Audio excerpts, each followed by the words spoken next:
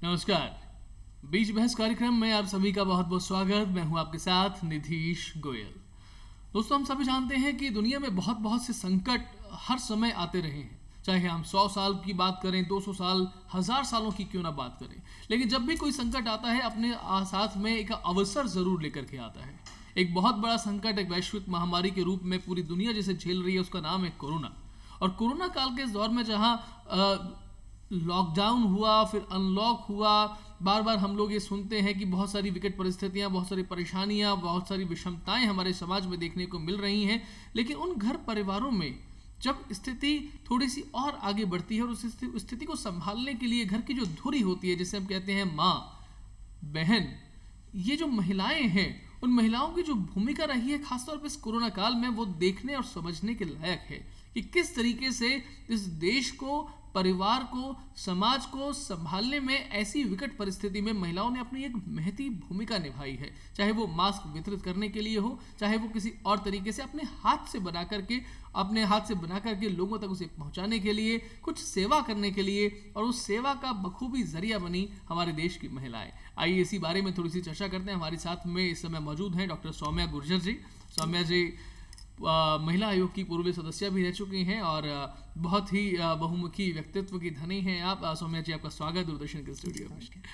तो सौम्या जी, जैसा विषय है कोरोना काल में महिलाओं की भूमिका, देखिए कोई भी समय आता है, परिस्थिति आती है, तो भूमिका हर किसी की तय होती है। घर में रहते हैं, चाहे वो पिता हो, पुत्र हो, सास हो, ससुर हो, भाई बहन, छोटा बच्चा या बड़ा बुजुर्ग क्यों ना हो, हर किसी की अपनी भूमिका होती है। लेकिन हम हमेशा से जानते हैं कि हम उस देश के वासी हैं जहाँ गंगा बहती है, और हम लोग नवरात्रों में 9 दिन माँ की पूजा करते हैं, आदि शक्ति मानते हैं। इसलिए हम ये भी कहते हैं अगर धरती माता है, भारत माता है, तो ये महिला ही है, ये औरत ही है जो इस समाज की धुरी है। उसकी एक बहुत बड़ी भूमिका हुई कोरोना काल में।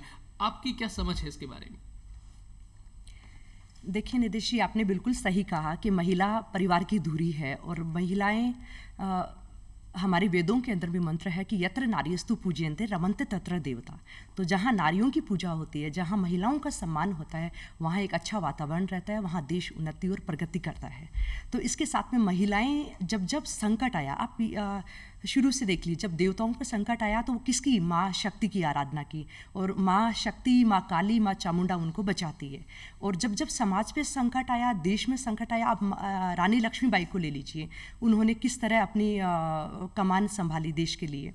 और इसके साथ में अभी वर्तमान, अगर नारी की बात करते हैं, महिलाओं की बात करते हैं, तो महिलाएं भी जब परिवार पे संकट आता है तो महिलाएं बखूबी से अपना काम जो है वो निभाती है। और कोरोना काल में तो माना जा रहा कि जब चारों ओर हाहाकार मचा हुआ था, पूरे विश्व में हाहाकार मचा हुआ था, तो हम भारतीय जो इतनी 130 करोड़ की जनसंख्या है, तो हम लोग सब मन में सोच रहे थे कि कैसे हम इस महामारी से लड़ेंगे, कैसे हम इससे निखर कर बाहर निकलेंगे। तो इसमें कहीं ना कहीं हमारे घर की महिलाएं, मतलब महिलाओं ने कमान संभाली, और जो ढाढ़स और धैर्य जो बंधाने का है, जो रीढ़ की हड्डी बनकर महिलाएं सामने आई और उन्होंने परिवार को संभाला। और जैसे मुझे आज भी याद है कि जिस दिन लॉकडाउन हुआ, जनता कर्फ्यू शुरू हुआ, उसके बाद से लॉकडाउन घोषित हुआ, तब ऐसा लगा था कि पूरा सब कुछ थम सा गया है और ये महामारी कब तक चलेगी जी। और उसमें कोई आगे रोशनी नहीं दिखाई दे रही थी, सब कुछ अंधकार में डूब गया था। तब महिलाओं ने पूरा संभाला, और हमारे देश के प्रधानमंत्री जी ने ताली और थाली की जो गूंज है, वो हमारे कानों में आज भी, मेरे कानों में आज भी गुंजायमान है। वो समय मेरे को याद आता है। तो जहाँ सब अंधकार में डूब चुके थे, तो वहाँ एक रोशनी की किरण नज़र आई कि हम कहीं ना कहीं कोरोना वॉरियर्स के लिए, मेडिकल स्टाफ, पैरामेडिकल के लिए, स्वास्थ्य कर्मचारी, चिकित्सा कर्मचारी, जी, जितने भी लोग हैं अल्टीमेटली, कि उन सब के लिए हम किस सफाई कर्मचारी, पुलिस के लिए काम कर पा रहे हैं। हाँ, तो पुलिस कर्मचारी, सफाई, सबके लिए जो है हम ताली और थाली उस दिन प्रतीकात्मक उनका स्वागत के लिए हम बजा रहे थे। कोरोना वॉरियर्स के लिए हम बजा रहे थे। और हमें ऐसा लग रहा था कि कहीं ना कहीं हम हमारे घरों में बंद है और वो देवदूत बन के अपना कार्य अच्छे से संभाल रहे हैं। तो ये अपने आप में बहुत बड़ी बात थी, और हमने उनका सम्मान करने के लिए ताली और थाली की गूंजी। तो वो गूंज पूरे आकाश में इस तरह गुंजायमान हो गई थी, हमें एक अखंड भारत दिखाई दिया। उसमें ये दिखाई दिया कि इस विपत्ति के समय हम सब भारतवासी एक साथ में हैं, उसके साथ में महिलाओं ने भी ढाढ़स बांधा है। जब पूरा देश एक साथ में है तो हमारा परिवार भी एकजुट रहेगा, घर में लॉकडाउन के नियमों का पालन करेगा और उसके साथ में हम मिलकर पूरे घर को संभाल लेंगे। तो ये ढाढ़स जो था, ये धैर्य बंधाना, ये महिलाओं का काम था। ठीक बात है सौम्या जी, आपने बहुत सही बात की कि पूरे घर को संभालना। और हम ये भी जानते हैं कि पूरा हिंदुस्तान जो है वो हमारा घर है। हम लोगों ने संदेश दिया पूरे विश्व को, वसुधैव कुटुंबकम, कि पूरा विश्व ही हमारा कुटुंब है, बड़ा कुटुंब है। अगर हम देखते हैं सौम्या जी कि किसी तौर पे जब एक महिला स्वस्थ होती है तो पूरा घर भी स्वस्थ होता है। आपने थाली की बात की, हम ये जानते हैं कि हमारी थाली में सभी रंगों के व्यंजन होने चाहिए, सभी रंग होने चाहिए। वो सभी रंग होते हैं, वो षटरस होते हैं। तो हमारी इम्यूनिटी जिसकी बात की जाती है बार बार, इवन आयुष मंत्रालय ने भी इसकी बात की, प्रधानमंत्री जी ने भी अपने कार्यक्रम में उसकी बात की, मन की बात कार्यक्रम में उसकी बात की कि भाई आप काढ़ा लीजिए, आप च्यवनप्राश लीजिए, अपने आप को ठीक रखिए, योग करिए, व्यायाम करिए। 21 जून अंतर्राष्ट्रीय योग दिवस वो भी इस दौरान ही निकला। ये सब काम आप करिए। अब ये सब काम करना है, अलग अलग लोगों को करना है, और खास तौर पर महिलाओं को, क्योंकि ये भी देखा गया कि नौकरी पे कोई जा नहीं पा रहा, बाहर कोई निकल नहीं पा रहा, सब लोग घर पर हैं। तो कुछ लोग वो थे जो जिनके पास में पैसा घर पे आ रहा था, चाहे वो सरकारी सेवाओं में है या नहीं है।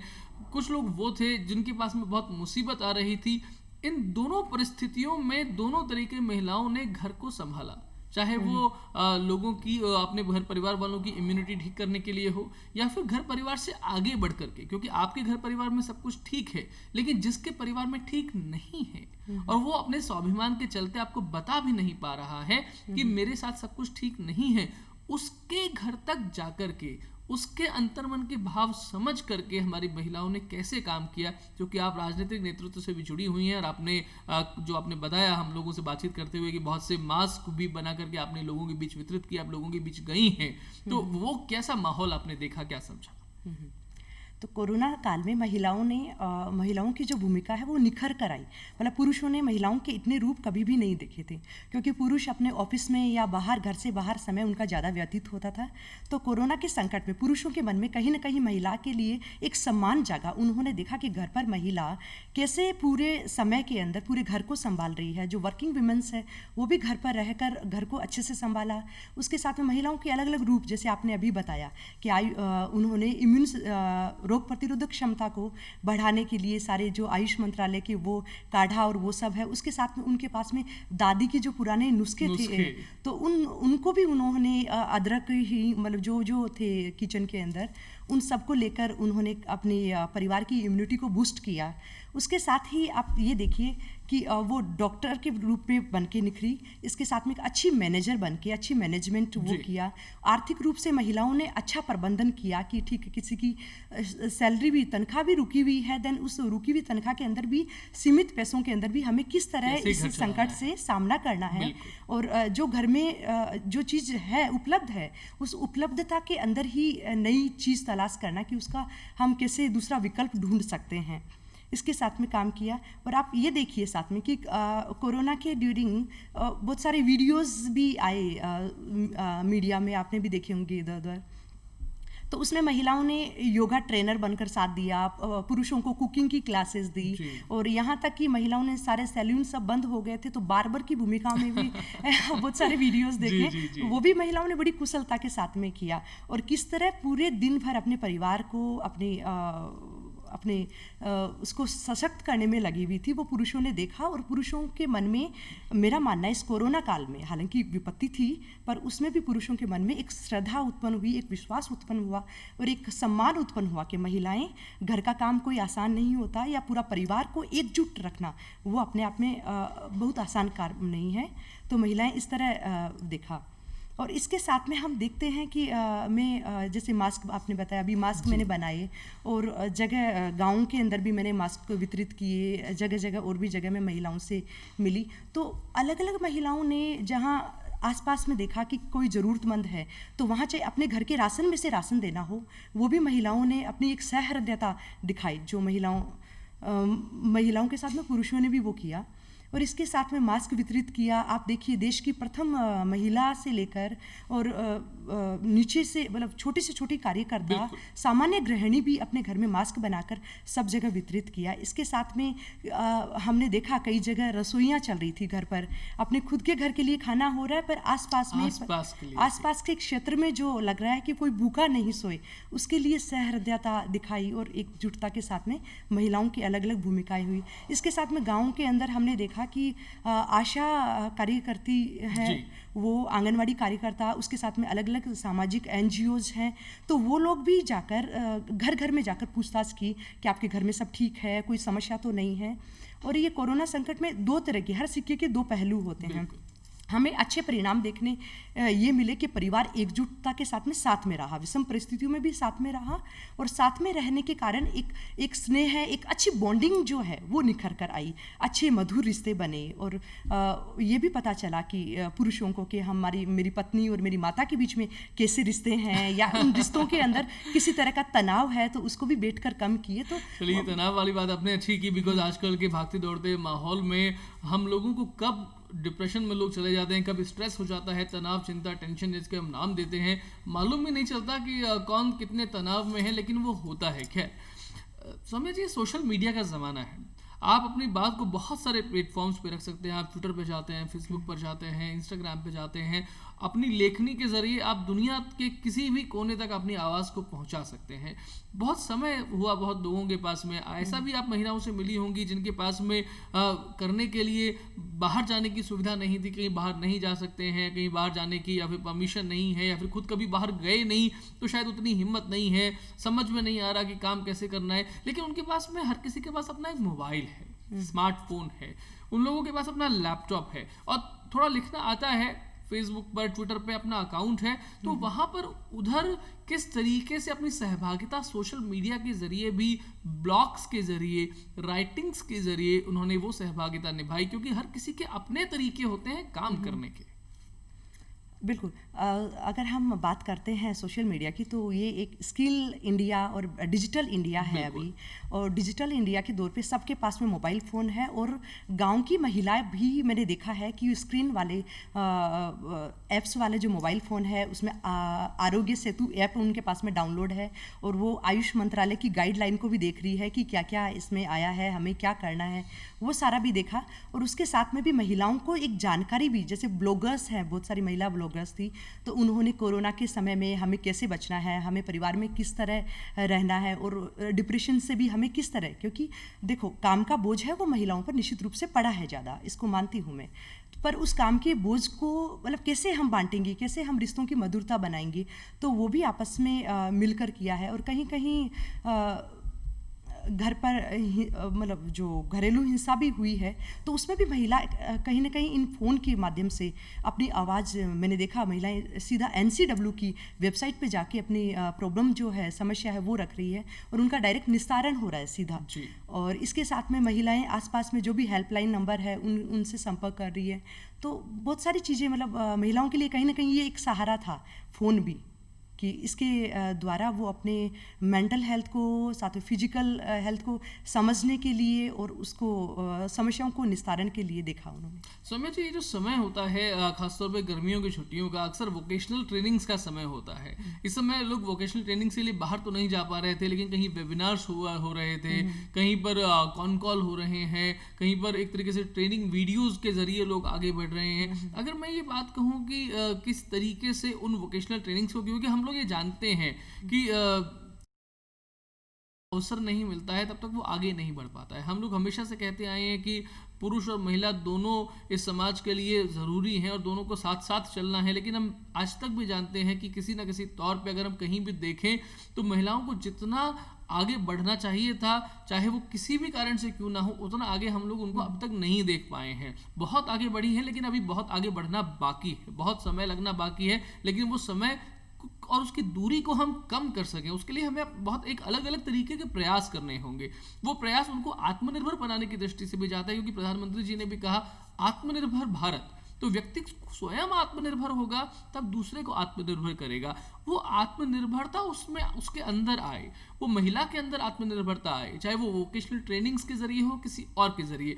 कोरोना काल में क्या ऐसा भी देखा, आत्मनिर्भर भारत, आत्मनिर्भर महिला? बिल्कुल।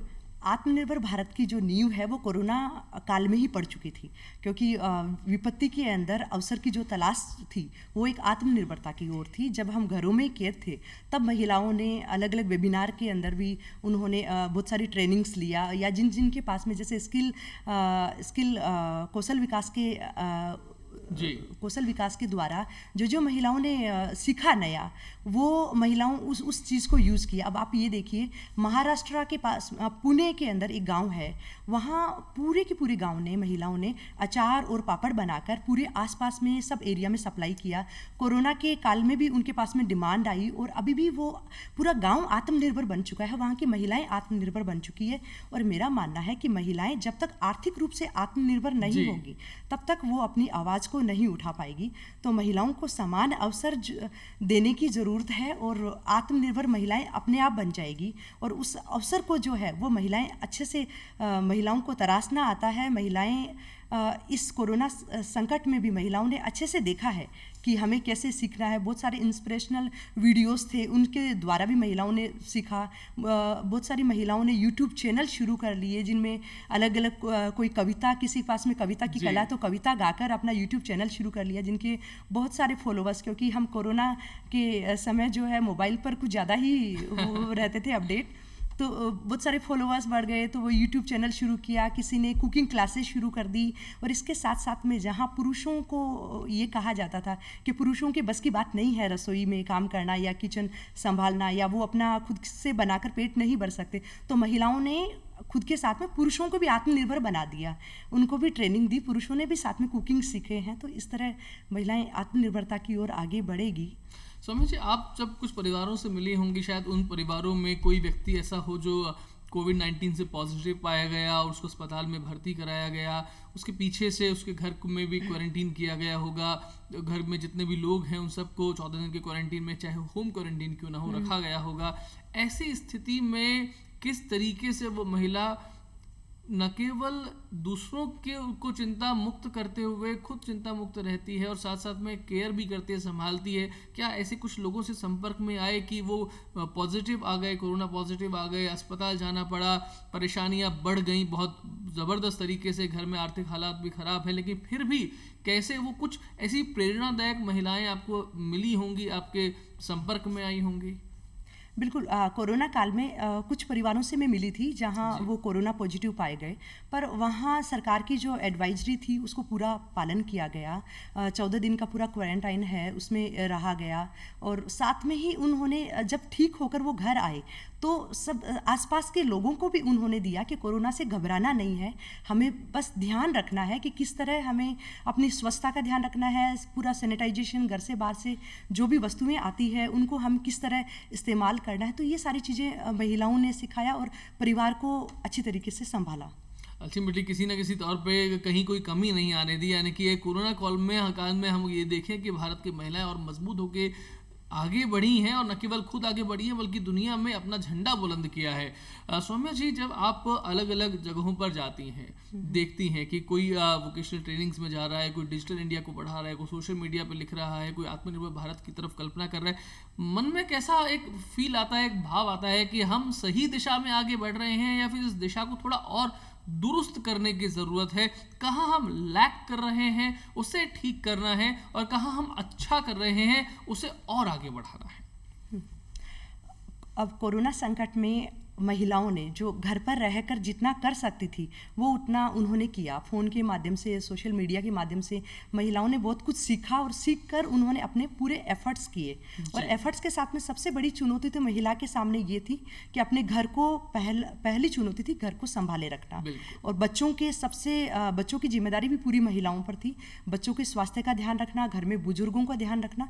उसके साथ में भी महिलाओं ने, जहाँ हमारे प्रधानमंत्री जी ने आत्मनिर्भर भारत का जो है 20 लाख करोड़ का जो पैकेज दिया है कोरोना के लिए, हाँ, कोरोना के लिए दिया, तो उसमें भी महिलाओं को कहीं ना कहीं एक संबलता मिली है और महिलाएं आगे बढ़ने को। आप शहरी क्षेत्र में तो महिलाएं जागरूक है ही, मैंने ग्रामीण क्षेत्रों की भी महिलाएं देखी है जो सीधा, जैसे अभी प्रधानमंत्री जी के द्वारा मैंने देखा कि महिलाओं को सबसे पहले तो जनधन खाते महिलाओं को जी। खुले और उन जनधन खातों में महिलाओं के पास में सीधा केंद्र से जो पैसा है वो सीधा आया। और उसके साथ में आप गरीब कल्याण योजना के द्वारा देखिए कि महिलाओं को हर महीने महीने पैसे मिले, उसके साथ में उनको राशन मिला। राशन के साथ में आप ये देखिए कि महिलाएं उसको, ताकि किसी भी तरह से आर्थिक रूप से कमी नहीं हो, महिलाओं को परिवार चलाने में कोई समस्या नहीं हो, तो उसको महिलाओं ने देखते हुए और जितना एफर्ट्स कर सकती थी उतना किया उन्होंने। और ग्रामीण क्षेत्रों में महिलाओं को इतने अवसर नहीं है उनके पास में, क्योंकि उनके पास में वही अपना खेत, जो नहीं पड़ी हुई है उनके लिए बात कर रही हूँ, उनके पास में वही अपना खेत, वही अपना घर और वो है सब उन्होंने काम किया। उनका कोरोना से पहले भी उनकी वही हालत थी, कोरोना संकट में भी वही है। और अगर वो आगे, क्योंकि महिलाओं को खुद के हक के बारे में खुद को ही सोचना पड़ेगा और अपना हक खुद को छीनना पड़ेगा, तो उसके लिए महिलाओं को आगे बढ़ना पड़ेगा। इसके साथ में बालिकाएं इन दिनों स्कूलों में जा रही है, अच्छे से पढ़ रही है। और कोरोना के समय तो हमारी गवर्नमेंट ने भी जो है ऑनलाइन क्लासेस शुरू की, बच्चों ने भी घर पर ऑनलाइन मतलब पढ़ाई भी पढ़ी, तो ऐसा पढ़ाई का बच्चों को नुकसान नहीं हुआ। तो इसके साथ में महिलाओं ने अभी कोरोना समय में जो उनके पास में प्रतिभाएं थी, तो उसको निखारने का बिल्कुल उनको समय मिला, उनको प्रतिभाओं को निखारा, किस क्षेत्र में आगे बढ़ना है, तो वो गाइडलाइन और परिवार के साथ में डिस्कशन करके वो लोग आगे बढ़ी है। पर अभी ये काफ़ी नहीं है, महिलाओं को बहुत आगे बढ़ना है। और महिलाओं को अगर आगे आना है तो महिलाओं को खुद को एफर्ट्स करने होंगे और समान अवसर महिलाओं को मिलना चाहिए। बात की आपने, बहुत अच्छी बात की कि ना घर में डिस्कशंस हुए, चर्चा हुई, और वो चर्चा जब सुबह से शुरू होती है और चाय के साथ में शुरू होती है, हम लोग बहुत अच्छे तरीके से जानते हैं कि बड़ा अच्छा अभियान चला था चाय पे चर्चा वाला, और यही चर्चा होती है जो परिवार के साथ में सुबह सुबह से शुरू होती है। और अक्सर अगर हमारी सुबह संभल जाती है तो सब कुछ संभल जाता है, लेकिन सुबह को संभालने की जिम्मेदारी महिलाओं पर बहुत ज़्यादा होती है। आपने जो शिक्षा व्यवस्था की बात की है, वाकई में ये चीज़ इस समय जो ऑनलाइन क्लासेस और ये सब कुछ चल रहा है, ये हम लोगों को एक अलग दिशा में ले जाने का माध्यम है। वो दिशा भारत के लिए बहुत सही है क्योंकि ये तकनीक का ज़माना है। इस तकनीक से सौम्या जी, आज हम लोग हमेशा से सुनते आए हैं भारत गाँवों में बसता है, जो कि अपने गाँव की बात की, आंगनबाड़ी कार्यकर्ता की, आशा कार्यकर्ता की आपने बात की। इस तकनीक का इस्तेमाल ग्रामीण महिलाएं, क्या आपने देखा कि वो कर पा रही हैं? नहीं, बिल्कुल ग्रामीण महिलाएं इस तकनीक का तो अच्छे से इस्तेमाल कर पा रही है, क्योंकि ग्रामीण महिलाओं के पास में भी हर के पास में फ़ोन है और उस फ़ोन के माध्यम से उनको लिखना नहीं आता, फिर भी वो वॉइस सर्च करके वो सब चीज़ ढूंढ लेती है। और मैं कुछ ग्रामीण इलाकों में गई, वहाँ मैंने देखा कि महिलाओं ने अलग अलग चीज़ें सीखी। जैसे कुछ हैंडबैग बने हुए देखे थे मैंने एक जगह, तो वहाँ मैंने पूछा कि इतना सुंदर आपने कैसे हैंडबैग बनाया, तो उन्होंने बोला यूट्यूब पे हमने वीडियो सर्च किया कैसे बनाया जाता है और हमने देखकर उसको बनाया। इसके साथ में ग्रामीण महिलाओं जो मतलब जानती नहीं है, उन्होंने पिज़्ज़ा, पास्ता, इनका नाम कभी नहीं सुना था, पर ग्रामीण महिलाओं ने भी अपने पारंपरिक खाने के साथ में मतलब बढ़ते हुए भारत के साथ उन्होंने उस व्यंजन को भी, जो उनके बच्चे बाहर, चूँकि गांव से बाहर जाकर शहरों में पढ़ रहे हैं, वो घर पर आकर बोलते हैं कि शहरों में ये चीज़ें भी बनती है, तो वो ग्रामीण महिलाओं ने उनको भी अच्छे से सीखा। और इसके साथ भी ग्रामीण महिलाओं ने बच्चों को, जो माताएं अनपढ़ है, उन्होंने भी बच्चों की पढ़ाई के लिए क्या करना चाहिए, क्या कदम उठाना चाहिए, बच्चों की एकाग्रता कैसे बढ़ानी चाहिए, या बच्चों को फ़ोन, दिन भर बच्चे गैजेट्स में बिजी रहते हैं, उनको कैसे दूर करना चाहिए। तो उन्होंने अलग अलग परामर्श जो है उन ऐप्स के द्वारा भी उन्होंने देखा और सीखा कि बच्चों को किस प्रकार से हम उनको आगे बढ़ा सकते हैं, या बच्चों के आगे उसको आगे क्लास में जैसे किस तरह पढ़ाना है। तो वो वीडियोस भी ग्रामीण महिलाओं ने जो नहीं पढ़ी हुई है उन्होंने भी दिखाए। सौम्या जी, खेलो इंडिया के बारे में अगर हम थोड़ी सी बात करें, क्योंकि ये एक ऐसा अभियान था और हम लोगों ने ये भी सुना कि फिट इंडिया की बात होती है, तो अभी इस समय तो खास तौर पे बहुत ज़्यादा फिटनेस की बात हो रही है, इम्यूनिटी की बात हो रही है, जो हमने कार्यक्रम की शुरुआत में भी करी। तो क्या आप ये देखती हैं कि आने वाले समय में न केवल इन सब चीज़ों में बल्कि खेलों में भी महिलाओं का झंडा बहुत बुलंद होने वाला है? और कोरोना काल में चाहे घर में ही सही, लेकिन किस तरीके से महिलाओं ने ये कोशिश की है कि हम लोग अलग अलग डाइवर्सिफाइड फील्ड्स में, देखिए क्या है, अपने आपको निखारना पड़ेगा, तो एक्सप्लोर करना पड़ेगा। केवल आप एक छोटे से घर में, उस चीज़ को हम कहते हैं कि कुएं का मेंढक बन के नहीं रह सकते, उससे आगे निकल के अपनी बहुमुखी प्रतिभा के दर्शन विश्व को कराने पड़ेंगे, तब शायद भारत की महानता का परिचय दुनिया कर पाए। उसका रास्ता महिलाओं से होके जाता है। बिल्कुल। खेलो इंडिया की आप बात कर रहे हैं, तो हमने देखा कि इस कोरोना काल में महिलाएं अलग अलग जो पुराने खेल जिनको हम भूल चुके थे, तो वो पुराने खेल निकल कर आए, जिसको कभी खेलते नहीं थे, तो वो नए नए खेलों को हमने, हमारे नई पीढ़ी जो है उन्होंने सीखी। और उसके साथ में ही महिलाओं ने जैसे घर पर अगर समय मिला, चाहे बैडमिंटन खेला हो, चाहे टेनिस खेला हो, इसके साथ में और भी गेम के बारे में एक अपनी रुचि, क्योंकि अब समय जो है उसको तो व्यतीत करना है, और व्यतीत करने के लिए उसको सकारात्मक रुख की ओर ले जाने के लिए उन्होंने खेलों पर भी ध्यान डाइवर्ट, तो पूरा परिवार मिलकर एक साथ में खेला, तो उनमें बच्चों की भी प्रतिभाएं जो है वो भी निखर कर आई। तो वो आगे हमारा जो भारत है वो खेल की तरफ भी, और महिलाओं की जो है भूमिका वो बिल्कुल बढ़ रही है और आगे आने वाले समय में और ज़्यादा बढ़ेगी। चलिए सौम्या जी, हमारा समय इस कार्यक्रम का भी पूरा होने को है। आपका संदेश हमारे देश की महिलाओं के लिए, खासतौर पर कोरोना काल में जिस तरीके से उन्होंने अपनी भूमिका का निर्वहन बहुत मजबूती के साथ में किया, आपका कोई संदेश अगर हो तो बताएं। मेरा सभी को ये संदेश है कि महिलाओं को जो अपने अधिकारों के लिए हमें मांगने की ज़रूरत नहीं है, हमें अधिकारों को छीनना पड़ेगा, और छीनने के लिए हमें आगे आना है। और जितने अवसर जो हमारे सामने विद्यमान है, उन अवसर को हम 100% उनको इस्तेमाल करें, उसको हम अपने हाथों में पहुँचें। और इसके साथ में किसी भी महिला के साथ में किसी भी तरह का अत्याचार होता है तो उसको सहने का मतलब हुआ कि हम अत्याचार को आगे बढ़ा रहे हैं। आप देखिए, NCW भी इस कोरोना काल में बिल्कुल तत्पर रहा था, और उसने जहाँ जहाँ महिलाओं को ज़रूरत हुई वहाँ वहाँ सहायता पहुँचाई। और इसके साथ में ही ऐसा कोरोना के संकट के ड्यूरिंग राजस्थान के अंदर जहाँ महिला आयोग पूरा खाली पड़ा था, तो वो एक दुर्भाग्यपूर्ण रहा था कि राजस्थान में भी महिला आयोग के पद जो है वो सारे पूरे होने चाहिए थे, जिससे महिलाओं को और सहायता मिलती। पर महिलाएं आगे बढ़ सकती है। और महिलाओं के लिए एक कविता मेरी लिखी हुई है कि नर नहीं मैं नारी हूँ, तुम सब पे मैं भारी हूँ, जगत की अधिष्ठात्री हूँ, सर्वत्र में व्याप्त हूँ। बिना महिला के हम समाज की, हम देश की कल्पना भी नहीं कर सकते हैं। तो महिला अपने आप में एक शक्ति है, और बस अपनी शक्ति को पहचानने की ज़रूरत है और आगे बढ़िए। चलिए, बहुत अच्छी बात कही है सौम्या जी आपने कि अब महिला अपने आप में एक शक्ति है, वाकई में एक शक्ति है, और शक्ति को पहचानने की ज़रूरत है। और हमें और आपको नहीं, बल्कि उन्हें अपने आप को, अपनी शक्ति पहचानने की ज़रूरत है। बहुत सही बात आपने कही कि मांगने से कुछ नहीं मिलता है, या तो वो छीनना पड़ता है, या फिर सब लोग समझें, क्योंकि सबका साथ होता है तभी सबका विकास होता है। और ये सबका विश्वास हम लोगों को जीतना है, और सबका विश्वास जिस दिन हम जीत लेंगे, जगत गुरु की पदवी पर भारत माता उस सिंहासन पर आरूढ़ रही थी, और हम भी एक बार फिर से उनको उसी सिंहासन पर आरूढ़ करने के लिए जिस रास्ते से लेकर के जाएं, उस रास्ते पर हम सब साथ साथ चलें, चाहे वो महिला हो, पुरुष हो, बच्चे हो, बुजुर्ग हो, हम सब एक परिवार के तरीके से साथ साथ चलें, और वसुधैव कुटुंबकम और कृण्वन्तो विश्वमार्यम का नारा एक बार फिर से बुलंद करें। कोरोना काल में महिलाओं की भूमिका जो रही है, ये वाकई में बहुत बेहतरीन है। इसे आप भी आगे बढ़ाते रहें अपने तरीके से, और हमारे दर्शक इस कार्यक्रम के जरिए बहुत कुछ सीख पाए और देख पाए होंगे, समझ पाए होंगे। आप भी इसी तरीके से आगे बढ़ते रहें। सौम्या जी, आपका बहुत बहुत धन्यवाद कार्यक्रम में पधारने के लिए। नमस्कार।